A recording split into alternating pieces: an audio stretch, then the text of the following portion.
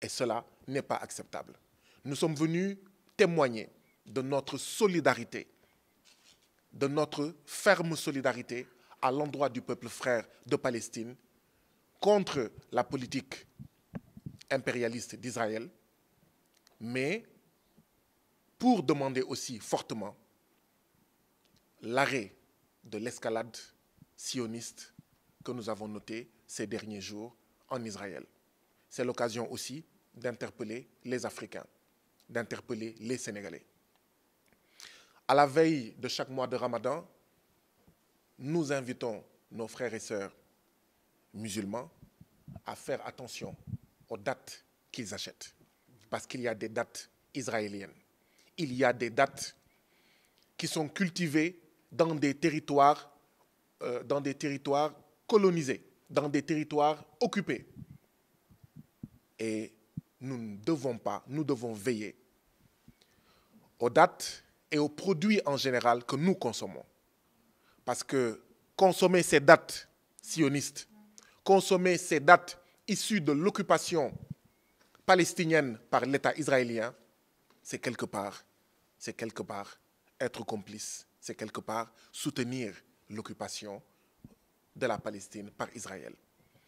Et au-delà des dates, nous pensons que l'un des meilleurs soutiens que nous pouvons apporter aux frères martyrs de Palestine, c'est aussi de frapper là où ça fait mal, c'est-à-dire le porte-monnaie de cet État voyou qu'est l'État israélien. En quoi faisant?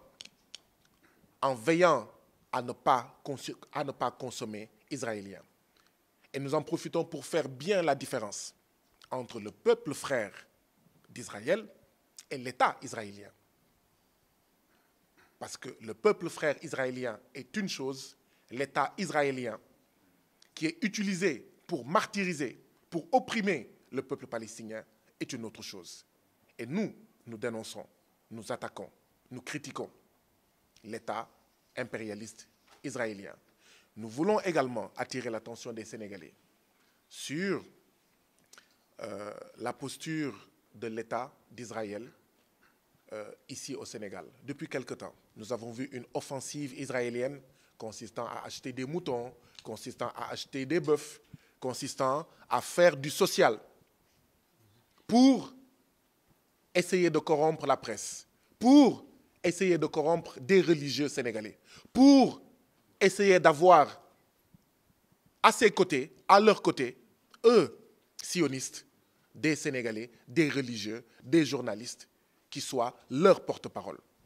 Nous devons veiller à cela, nous devons être vigilants et être prudents par rapport à cela. Nous pensons que nous, Africains, qui avons été colonisés et qui sommes toujours néocolonisés, c'est à nous de comprendre mieux que quiconque à travers le monde le martyre, l'oppression, l'impérialisme, l'apartheid, le sionisme que vit depuis plusieurs décennies le peuple frère de Palestine. Et donc, nous sommes venus dire à la Palestine, représentée aujourd'hui par son Excellence, que nous sommes tous Palestiniens.